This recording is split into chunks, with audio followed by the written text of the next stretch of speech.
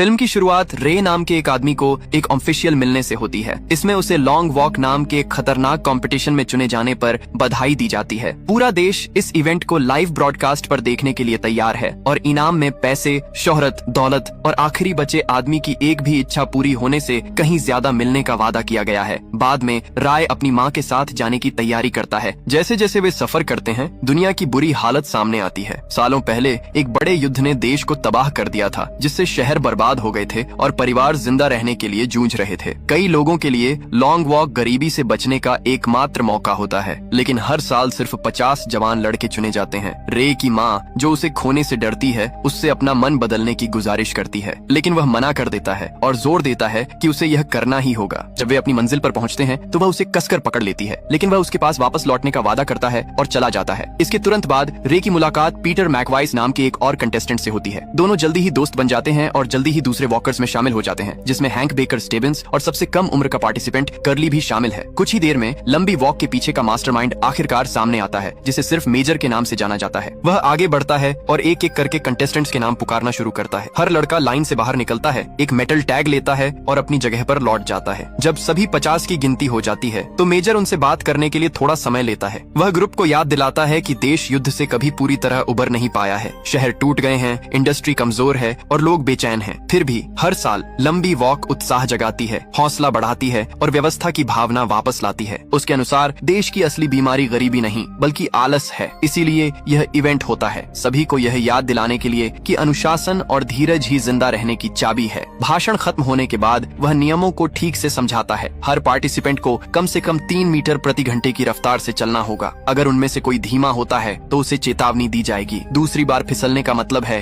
एक और चेतावनी। तीसरी बार वे बड़ी मुश्किल में पड़ जाते हैं और अगर वे फिर से फेल होते हैं तो उन्हें हमेशा के लिए कॉन्टेस्ट से हटा दिया जाएगा। कोई फिनिश लाइन नहीं है, कोई रुकने की जगह नहीं है और सिर्फ एक ही बचता है। इसके साथ ही मेजर अपनी पिस्तौल उठाता है और हवा में गोली चलाता है, जिससे ऑफिशियली वॉक शुरू हो जाती है। फिर 50 लड़के आगे बढ़ते हैं। उनके पीछे हथियारबंद सैनिकों से भरे कई ट्रक होते हैं। राय कमेंट करता है कि नजारा कितना खाली और उदास दिखता है और बार्कोविच नाम का एक कॉम्पिटिटर जवाब देता है कि मेजर बाद में ही भीड़ की इजाजत देता है। हालांकि लोकल लोग अगर रास्ते में रहते हैं तो वे किनारे से देख सकते हैं। हालांकि घर बैठे देखने वालों के लिए हर कदम पर कैमरे लगे हैं। जब तक वे 7 मील के निशान तक पहुंचते हैं, वॉकर ग्रैंड प्राइज के बारे में बातें करने लगते हैं। बेकर मानता है कि उसका एकमात्र मोटिवेशन पैसा है, लेकिन रे इससे सहमत नहीं है और कहता है सिर्फ पैसा ही लड़ने लायक चीज नहीं है। थोड़ी देर बाद हार्कनेस नाम का एक और कंटेस्टेंट एक छोटी नोटबुक लिए हुए आता है। वह ध्यान से सबके नाम और नंबर नोट करता है और बताता है कि वह लंबी वॉक के बारे में एक किताब लिख रहा है। अगर वह बच गया तो वह अमीर और मशहूर हो जाएगा, लेकिन पीटर बताता है कि अगर हार्कनेस सच में जीत जाता है तो उसे याद रखने के लिए किताब की जरूरत नहीं होगी। इस बीच सबसे छोटा वॉकर कर्ली लड़खड़ाने लगता है। उसके पैरों में दर्द होता है और वह मुश्किल से सीधा खड़ा हो पाता है। रे उसे चलते रहने के लिए उसका हाथ पकड़ता है, जबकि पीटर हिम्मत बढ़ाता है, लेकिन कर्ली को इतना दर्द होता है कि वह जल्द ही सड़क पर गिर जाता है। जब वह 3 वार्निंग के बाद भी नहीं उठता तो एक सैनिक आता है और उसे बेरहमी से गोली मार देता है। यह नजारा रे को इतना डरा देता है कि वह गलती से धीमा हो जाता है, जिससे एक सैनिक उसे भी वार्निंग देता है। लेकिन इससे पहले कि कोई नुकसान हो, पीटर उसे जल्दी से आगे खींच लेता है। मेजर गिरे हुए लड़के के बारे में एक अनाउंसमेंट करता है और बाकी लोगों से कहता है कि चलते रहें, क्योंकि और मौतें होनी तय हैं। और दूरी तय करने के बाद ग्रुप 17 मील के निशान पर पहुंच जाता है। राय मानता है कि वह कुछ समय से पहले ही थक चुका है और उसे पक्का नहीं है कि वह खुद को और कितना आगे बढ़ा सकता है, लेकिन पीटर उसे सलाह देता है कि वह आखिर के बारे में न सोचे और बस एक बार में एक पल के साथ आगे बढ़ता रहे। जैसे जैसे घंटे बीतते हैं, रे, पीटर, हैंक और बेकर करीब आने लगते हैं और एक अच्छा बॉन्ड बन जाता है। लेकिन जब सब कुछ ठीक लगता है तो गर्मी और थकान कंटेस्टेंट नंबर 1 पर हावी हो जाती है। उसका शरीर जवाब दे जाता है और उसे सड़क पर दौरा पड़ जाता है। कुछ पैदल चलने वाले उसके लिए परेशान होते हैं, लेकिन बार्कोविच हंसता है और लड़के की तकलीफ का मजाक उड़ाता है। सैनिक चेतावनी देते हैं और जब लड़का ठीक नहीं होता तो उसे मार दिया जाता है। हैरानी की बात है कि बार्कोविच मौत का जश्न मनाता है और सबसे कहता है कि उन्हें खुश होना चाहिए, क्योंकि इससे उनके जीतने की संभावना बढ़ जाती है। जब वे 25 मील के पॉइंट पर पहुंचते हैं तो बार्कोविच का ध्यान रैंक नाम के एक लड़के पर जाता है। पहले वह लड़के के नाम का मजाक उड़ाता है, फिर वह उसकी माँ का अपमान करके हद पार कर देता है। रैंक अपना टेम्प खो देता है और बार्कोविच पर हमला करता है, लेकिन वह चूक जाता है और बुरी तरह जमीन पर गिर जाता है। दूसरे लोग उसे उठने के लिए चिल्लाते हैं, लेकिन वह समय पर उठ नहीं पाता और जल्द ही सैनिक उसे गोली मार देते हैं। ये देखकर रे और पीटर को गुस्सा आता है और वे बार्कोविच पर मर्डर का इल्जाम लगाते हैं, लेकिन साइकोपैथ जोर देकर कहता है कि यह उसकी गलती नहीं थी, क्योंकि उसने लड़के को कभी छुआ तक नहीं था। बाद में एक और कंटेस्टेंट पेशाब करने के लिए बेचैन हो जाता है। वह चल नहीं पाता और धीमा हो जाता है। सैनिक उसे चेतावनी देना करना शुरू करते हैं और जब वह हिलता नहीं है तो उसे सबके सामने पेशाब करते हुए बेइज्जती में गोली मार दी जाती है। नाइट आखिरकार गिर जाता है और लड़के सिर्फ अपनी विल पावर के दम पर दौड़ रहे हैं। राय सोने लगता है और अपनी माँ के बारे में सपने भी देखता है, लेकिन पीटर उसे हिलाकर जगाता है और उसे अपना फोकस बनाए रखने के लिए कहता है। राय कबूल करता है कि वह उसे कितना याद करता है और पीटर उसे यह कहकर तसल्ली देने की कोशिश करता है कि वह उसे जल्द ही फिर से देखेगा। जैसे जैसे घंटे बीतते जाते हैं, राय बिना एहसास किए धीमा हो जाता है और उसे दूसरी चेतावनी मिलती है। थोड़ी देर बाद वह फिर से लड़खड़ाता है और उसे तीसरी चेतावनी मिलती है। फिर पता चलता है कि 3 वार्निंग तभी क्लियर हो सकती हैं जब कोई कंटेस्टेंट पूरे 3 घंटे तक बिना गलती के चलता रहे। पीटर उसकी मदद करने और उसे हिम्मत देने की कोशिश करता है, लेकिन राय उस पर गुस्सा हो जाता है और उस पर परवाह करने का नाटक करने का आरोप लगाता है। उसका कहना है कि पीटर चुपके से चाहता है कि वह गिर जाए ताकि उसके जीतने के चांस बढ़ जाएं। वॉकर्स को जल्द ही एक खड़ी पहाड़ी का सामना करना पड़ता है और चढ़ाई उनमें से कई के लिए जानलेवा साबित होती है, जो बहुत ज्यादा धीमे हो जाते हैं और वहीं मारे जाते हैं। राय अपनी पूरी ताकत से आगे बढ़ता है, लेकिन लगभग आधे रास्ते में ही हार मान लेता है। उसी समय पीटर उसे पकड़ता है और उसे संभालता है और उसे रुकने के लिए नहीं कहता। रे इससे इमोशनल हो जाता है और पहले गुस्सा करने के लिए माफी मांगता है। कहता है कि उसने जो कहा उसका मतलब वह नहीं था। पीटर उसे चिंता न करने के लिए कहता है और उसे सांस लेने में मदद करता है। अगले दिन तक ग्रुप 59 मील चल चुका होता है और राय फिर से कमजोर पड़ने लगता है और पीटर से बात करते रहने के लिए कहता है ताकि उसका फोकस न भटके। फिर राय मानता है कि वह जीतना चाहता है, न केवल जिंदा रहने के लिए बल्कि इसलिए भी कि उसे लगता है कि उसका एक बड़ा मकसद है। लगभग 67 मील के निशान पर हैंक मुश्किल से टिक पा रहा है। उसके कदम कमजोर और लड़खड़ा रहे हैं और हालांकि पीटर उससे पूछने की कोशिश करता है, हैंक सिर्फ गाली गलौज करके आगे बढ़ता है। इस बीच हार्कनेस की हालत और खराब है। उसका टखना मुड़ गया है और वह रफ्तार बनाए रखने के लिए संघर्ष कर रहा है। उसे धीमा चलने के लिए चेतावनी मिलती है और रे उसे हिम्मत देने की कोशिश करती है, लेकिन उसका शरीर पूरी तरह से उसका साथ नहीं देता। उसकी चेतावनी खत्म होने के बाद सैनिकों ने उसे मार डाला। रे और पीटर उसकी मौत से टूट जाते हैं, लेकिन बार्कोविच उनका मजाक उड़ाता है और कहता है कि वे अपने दोस्त की याद में एक कविता या गाना लिखें। पीटर अपना आपा खो देता है और एक बार फिर उसे कातिल कहता है, जिससे एक और गर्मा गर्म बहस शुरू हो जाती है। जब ग्रुप आखिरकार 100 मील का माइलस्टोन पार करता है तो मेजर उन्हें इतनी देर तक टिके रहने के लिए बधाई देता है, लेकिन वह पल तब छोटा पड़ जाता है जब एक हताश लड़का अचानक पास की एक बिल्डिंग की ओर भागता है, भागने की उम्मीद में। दरवाजे तक पहुंचने से पहले ही उसे गोली मार दी जाती है। 103 मील पर बचे हुए लड़के इस बात पर बात करने लगते हैं कि अगर वे जीत गए तो वे क्या चाहेंगे। बेकर कहता है कि वह चांद पर जाने के लिए एक रॉकेट मांगेगा। पीटर मजाक में कहता है कि एक के बजाय 2 जीतने वालों की इच्छा है। जब रे की बारी आती है तो वह कहता है कि वह पूरा सिस्टम बदलना चाहेगा। दूसरे लोग तुरंत बताते हैं कि यह नामुमकिन है क्योंकि इच्छाएं सीधे हालात नहीं बदल सकती। गुस्से में आकर ग्रुप चिल्लाने लगता है और मेजर और पूरी लंबी वॉक को कोसने लगता है। उस रात भारी बारिश होती है जिससे सब सच में भीग जाते हैं। रे को अपनी आंखें खुली रखने में मुश्किल होती है, इसलिए पीटर उसे चलते हुए कुछ पल आराम करने के लिए अपने कंधे पर टेक लेने देता है। जब तीसरा दिन शुरू होता है तो वे पहले ही 144 मील पार कर चुके होते हैं और उनकी हालत तेजी से बिगड़ती जा रही है। एक बहुत कम मिलने वाले शांत पल में राय पीटर को अपने अतीत के बारे में बताता है। वह बताता है कि उसके पिता उसे फिलॉसफी, म्यूजिक और दूसरे सब्जेक्ट पढ़ाते थे जिन पर अधिकारियों ने बैन लगा दिया था। सरकार ऐसी शिक्षाओं को देशद्रोह मानती थी और एक दिन मेजर खुद अपने पिता से भिड़ गया और उनसे कहा कि वे देश के प्रति वफादारी की कसम खाएं और अपनी मना की हुई क्लास छोड़ दें। उनके पिता ने मना कर दिया, जिसके कारण उन्हें तुरंत फांसी दे दी गई। राय को आखिरकार पता चलता है कि वह लंबी वॉक में इसलिए शामिल हुआ था ताकि मेजर को मार सके और अपने पिता की मौत का बदला ले सके। अगर वह जीत जाता है तो वह इनाम के तौर पर एक कार्बाइन राइफल मांगने और उसका इस्तेमाल उस आदमी के खिलाफ करने का प्लान बना रहा है जिसने उसके पिता को मारा था। जब तक वे 170 मील तक पहुंचते हैं, घटना की क्रूरता और भी बढ़ जाती है। एक वॉकर पूरी तरह से थककर सैनिकों की ओर लड़खड़ाता हुआ आता है और मदद की भीख मांगता है। सैनिक उसे मारकर नीचे गिरा देते हैं और एक टैंक के नीचे कुचल देते हैं।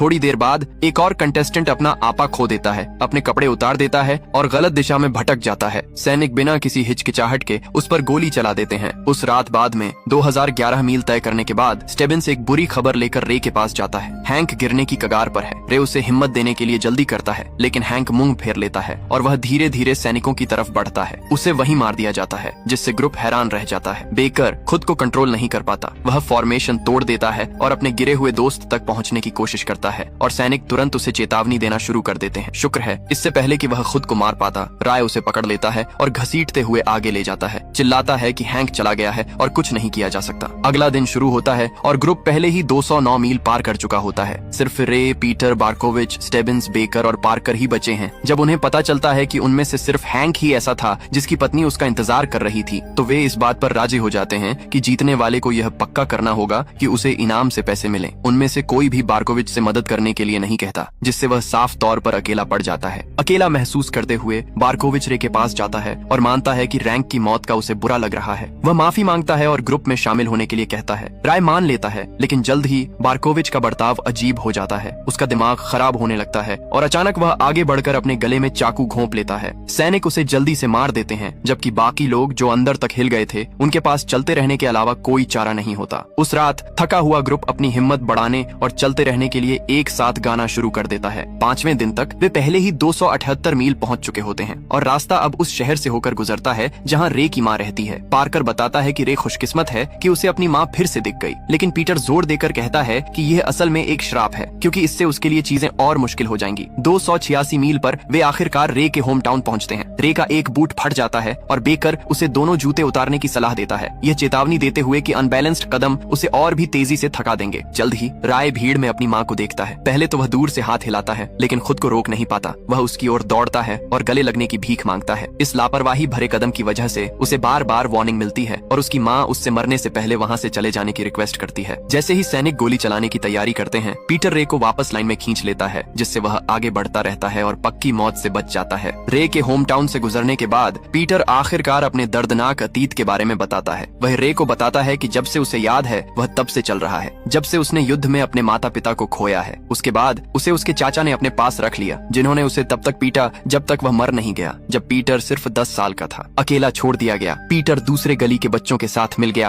और चोरी और लड़ाई करके गुजारा किया। एक लड़ाई बुरी तरह खत्म हुई जब एक लड़के ने उसे चाकू से काट दिया, जिससे निशान पड़ गया। बाद में वह हॉस्पिटल में होश में आया, लेकिन हमलावर को दोष देने के बजाय उसने खुद को दोष दिया। उस दिन से उसने कसम खाई कि हालात कितने भी बुरे क्यों न हो, वह हमेशा रोशनी खोजने की कोशिश करेगा। वह बताता है कि अगर वह जीतता है तो वह इनाम की रकम का इस्तेमाल अपने जैसे अनाथ बच्चों की मदद के लिए करना चाहता है, जिससे रे बहुत दुखी होता है। जब वे 306 मील तक पहुंचते हैं तो स्टेबिंस ग्रुप को चेतावनी देता है कि अब कोई भी एक दूसरे की मदद न करे। सब मान जाते हैं, हालांकि यह ठंडा और कठोर लगता है। इसके तुरंत बाद बेकर की नाक से बहुत ज्यादा खून बहने लगता है, लेकिन नियम के कारण कोई बीच में नहीं आता। फिर पार्कर अचानक भड़क जाता है। वह एक सैनिक पर झपटता है, उसकी राइफल छीन लेता है और उसे वहीं मार डालता है। फिर पार्कर कुछ ऐसा करता है जिसके बारे में सोचा भी नहीं जा सकता, जिससे उसके दोस्त डर जाते हैं। उस शाम बेकर की नाक से खून और बढ़ जाता है और पीटर और रे उसकी मदद करके नियम तोड़ देते हैं, लेकिन बेकर जानता है कि वह ज्यादा देर तक नहीं टिकेगा। वह उन्हें एक लॉकेट देता है और उनसे गुजारिश करता है कि अगर वे बच गए तो इसे उसकी दादी को दे दें। वह उनसे यह भी वादा करवाता है कि जब उसे फांसी दी जाएगी तो वे पीछे मुड़कर नहीं देखेंगे। वे उसे चलते रहने की कोशिश करते हैं, लेकिन बेकर मना कर देता है। उसका शरीर जवाब दे देता है और सैनिक उसकी बेरहमी से जान ले लेते हैं। रात होने तक पैदल यात्रा 326 मील तक पहुंच जाती है। सिर्फ रे, पीटर और स्टेबिंस ही बचे रहते हैं, जो मेजर की निगरानी में एक लंबा पुल पार करते हैं। रे गुस्से में मेजर को गालियां देने लगता है, लेकिन बूढ़ा आदमी सिर्फ मुस्कुराता है, कहता है कि यह गुस्सा ठीक वैसा ही कातिल स्वभाव है जैसा वह एक जीतने वाले में देखता है। तभी स्टेबिंस सच बताता है, वह असल में मेजर का नाजायज बेटा है। वह कहता है कि उसकी इच्छा अपने पिता के घर में रहने की थी, लेकिन अब उसका शरीर उसका साथ नहीं दे रहा है। वह पीटर और राय से कहता है कि उनके साथ चलना उसके लिए सम्मान की बात है और रुकने और सैनिकों को उसे गोली मारने देने से पहले उन्हें शुभकामनाएं देता है। अब सिर्फ रे और पीटर ही बचे हैं। जब वे साथ साथ चल रहे थे तो बारिश होने लगी। पीटर मानता है कि बचपन में उसे मरने से डर लगता था, लेकिन इतने सारे लड़कों को मरते देखने के बाद उसे एहसास हुआ है कि मौत ही जिंदगी में एकमात्र पक्की बात है और आप सिर्फ यह चुन सकते हैं कि आप उसका सामना कैसे करते हैं। 331 मील पर दोनों एक ऐसे शहर में पहुंचते हैं जहां भीड़ जोर जोर से जयकार कर रही है, यह देखने के लिए उत्सुक है कि कौन बचेगा। पीटर अचानक रुक जाता है और कहता है कि वह हार मानना चाहता है ताकि रे जीत सके और अपनी माँ के पास लौट सके, लेकिन रे मना कर देती है और पीटर से चलते रहने को कहती है। वादा करती है कि वे साथ साथ चलेंगे। पीटर कुछ और कदम आगे बढ़ता है। उसे पता नहीं होता